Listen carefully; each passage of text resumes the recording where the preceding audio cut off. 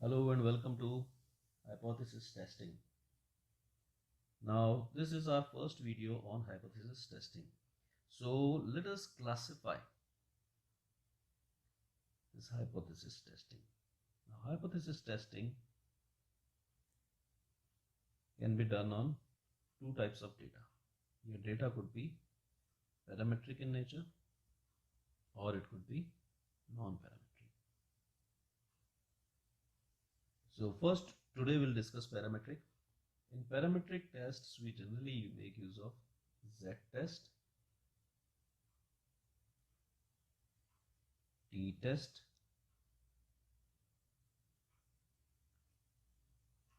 ANOVA. We could have one-way ANOVA or n-way ANOVA.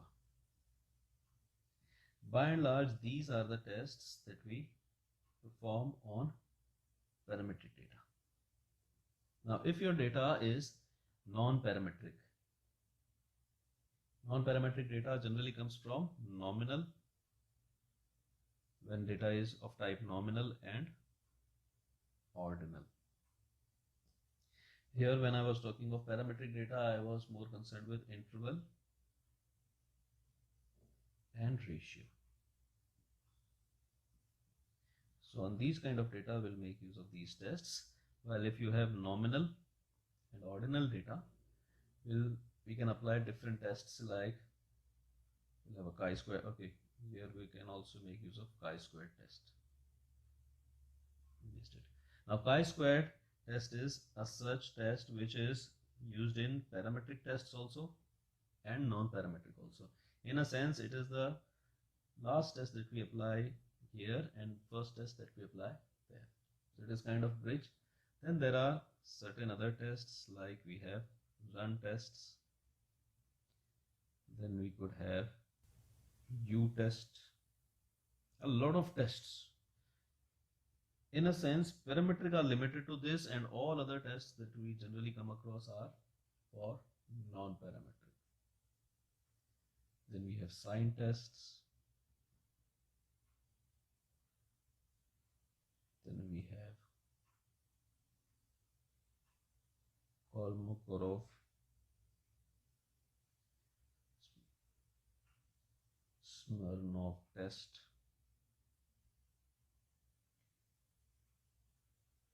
and maybe Kruskal-Wallis. So we'll talk of these tests in other videos. For now, we are only talking of parametric tests. That is z-test, t-test, ANOVA, and chi-square. Of these also, in this particular video, we'll be concentrating only on z-test and t-test. So let us go ahead and build some ground rules.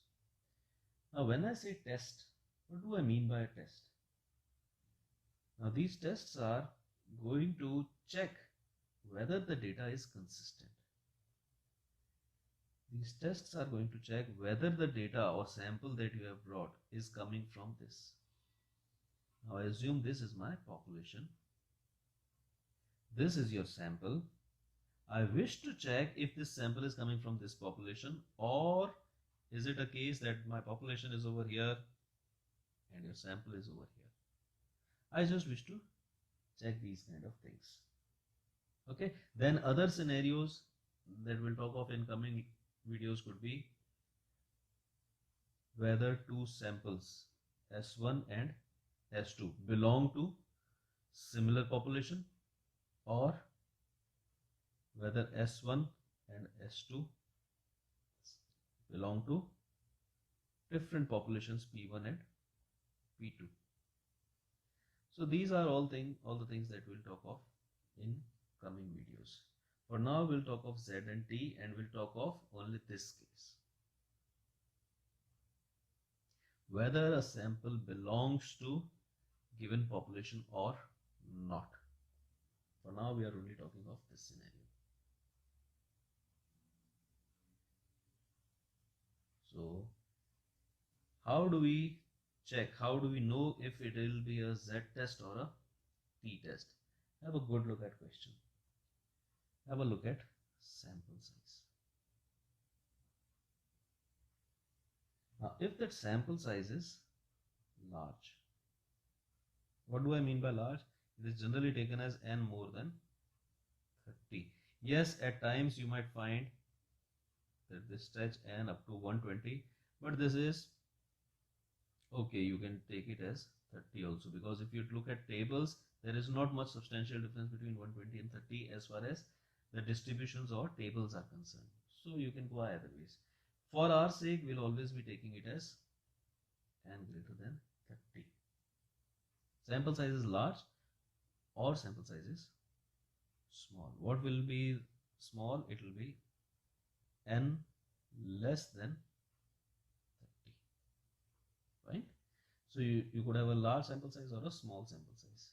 If your sample size is large, you are always going in for a z-test.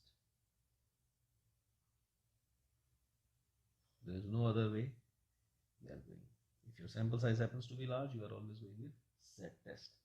And if your sample size is small, then we'll check one more thing. What about the variance? Variance of population is known. If it is known, then again I am going for z-test. And if it is not known, variance of population is not known, then I end up with t-test. Now, what are z-test and t-test? They essentially belong to same distribution, the only difference being the tip and the tails.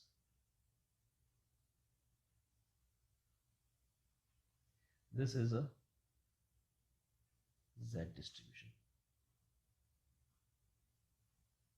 Now, if you go to t distribution, it will be a flatter curve. This is t distribution. So essentially they both are normal in nature, normal in the sense that they both are symmetric curves, they both have symmetric tails, but the maximum, the difference between maximum and minimum, you look here, difference between maximum and minimum for t and difference between maximum and minimum for z. This is the difference. For t it is very less, and for z it is very large. That is the basic difference. We'll learn these concepts as we progress with these topics. For now, they are essentially the same, and as you increase the sample size, as you go beyond 30, it all converges to z-test or normal distribution.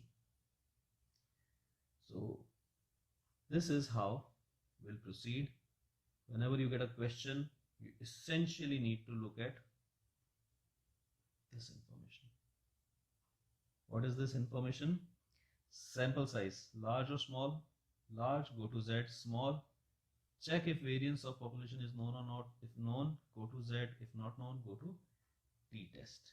Now let us take certain questions for these tests.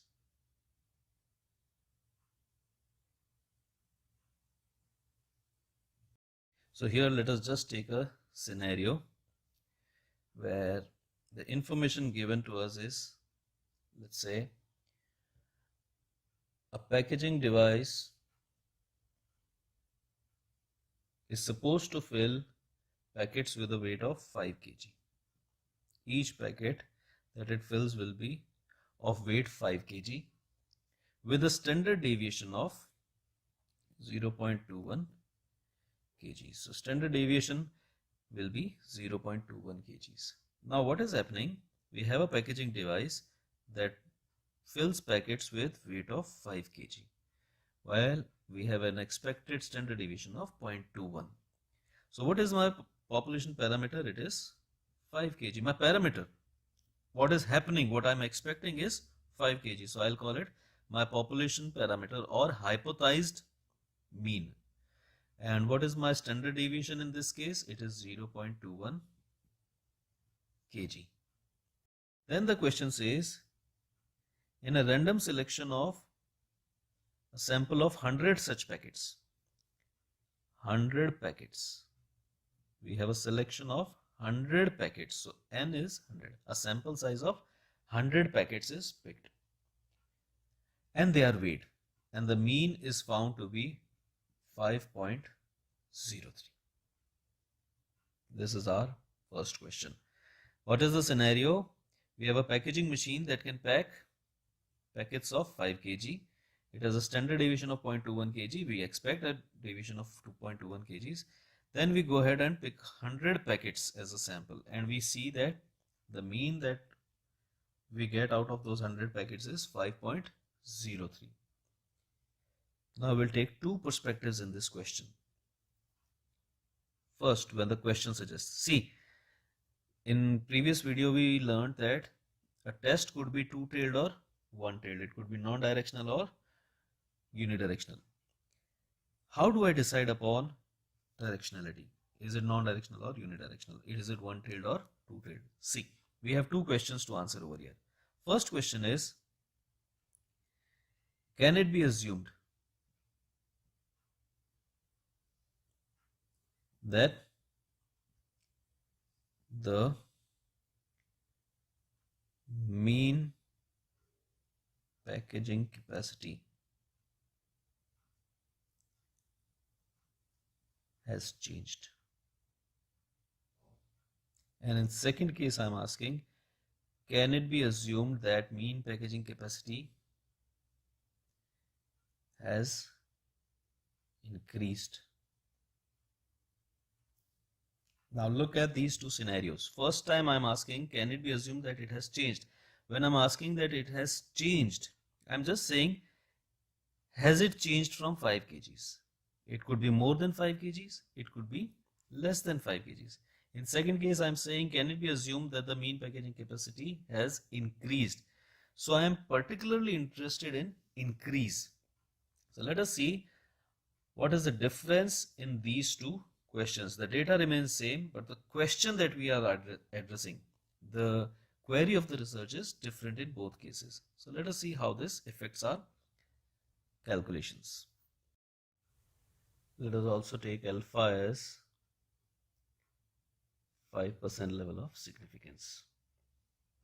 Now when we talk of first question, what is the first question? Can it be assumed that the mean packaging capacity has changed? Now when I'm talking of changed, mu is hypothesized mean or the given population mean, which is always the central limit. Mean, mu is 50 kgs. Now they are saying, has it changed with 5% level of significance? Has it changed 5% level of significance? Now if it has increased beyond a proportion, it has changed. If it has decreased beyond a proportion, it has changed. So either ways, if it is beyond a limit, it has changed. If it is beyond a limit on this direction, it has changed. So either ways, it has changed on both directions. So this is a case of non-directional or two-tailed test. So this is my rejection region. I have two rejection regions in first scenario. And how much is this rejection region? This is 5% in all. Level of significance is 5%. Both these constitute 5%. So one of these will get 2.5%. Now I'm testing this hypothesis at 2.5%. Yet the complete becomes 5% because I have two tails. So this is a 5% two-tailed test. Okay. So now let me break this further. If this is 2.5%, how much would this be? This would be 47.5%.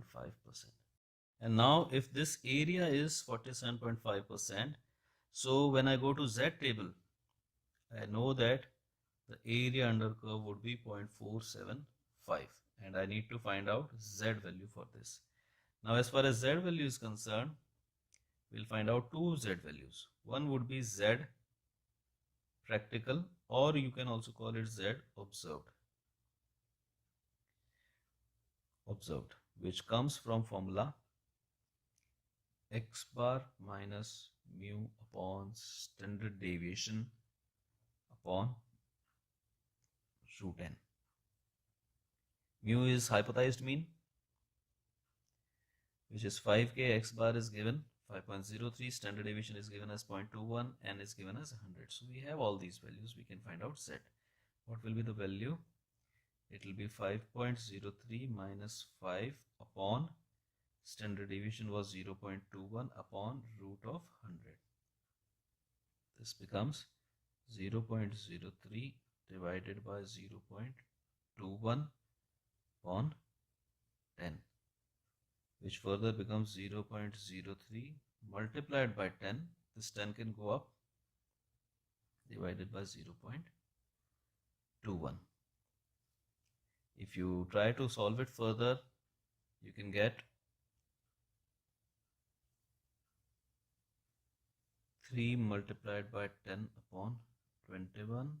This becomes 7, giving you a Z observed value of 1.428.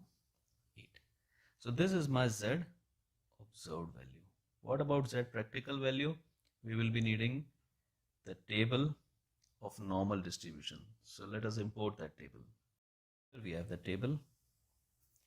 Now we very well know that for Z theoretical, area under curve will be 0.475. Why is it 0.475? Because I am testing at 5% level of significance for two-tailed. So 2.5 on either side. So this leaves me with 47.5% area. I guess we all know by now that this complete is 50% and this complete is 50%. So if this is 50%, 2.5 is rejection, so 47.5 is acceptance. And 47.5% means 0.475. Let me check where is the area under the curve is 0.475. Area under the curve. Remember, you should never check 0.475. Rather, area is given. So I'll go in this area. 0.475, if we check, here we have exactly 0.475. And what is this Z score for this 0.475? It is 1.96. So Z score theoretical for area under curve 0.475 is 1.96. Now we can compare. Our Z practical score was 1.428. My theoretical score is 1.96. So what will be my analysis? As Z practical is less than Z theoretical. Z practical was how much? 1.428 and Z theoretical was 1.96. So we can write a 1.428 was less than 1.96. Therefore,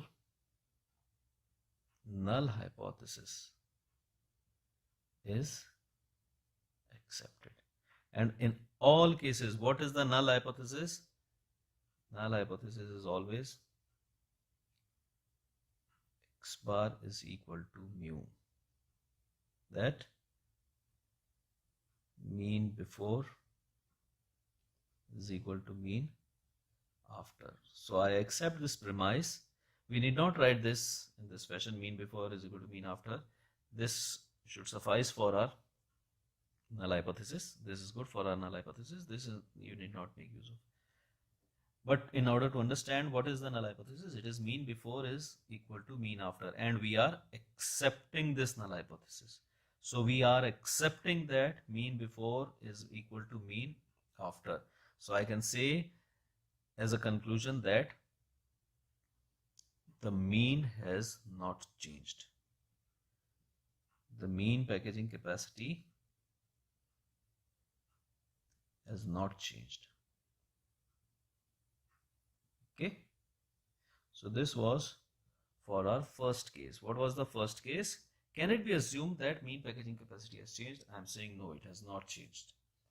Second case is, can it be assumed that the mean packaging capacity has increased? Now when we talk of increased, remember from our last video, increased, has grown, is more than, all these lead to a situation of, yes, one tail test. So let us make it. Once again, we have mu is equal to 50 kgs. Now this time it is one tail test and we are concerned about increased. So this will be my rejection region and this will be 5%. Now this is 5%, so this becomes 45%. This is our B question. Okay. So because they are talking of increase, so this becomes my rejection region and this is my 45%. Once again, we find out Z practical or observed, that will be x bar minus mu upon standard deviation upon root n, giving me x bar was 5.03. X bar was 5.03. I get 5.03 minus 5 upon standard deviation was 0.21 upon root n, or rather 100. 0.03 upon 0.21 multiplied by 10. We saw it just now. This comes out as 1.42. We checked it. Numerically, nothing has changed. In practical values, they are exactly the same values. Okay. So numerically, Z practical once again comes as 1.428 only. It is 1.428. What happens with Z theoretical? Now I need 45% area. 45% area or 0.45. This would be used to get the Z score. 45%. Where is the 45% mark? Here we come across these two values. This is below 0.45. This is above 0.45. This is 1.64. This is 1.65. So I can take average of these two because my 0.45 will lie somewhere around here between these two values. So I'll take average. It is 1.64 plus 1.65 upon 2. That is 1.645. Why am I taking average? Because I need 0.45, which is not available in this table. I have certain value which is below 0.45, another value is above it.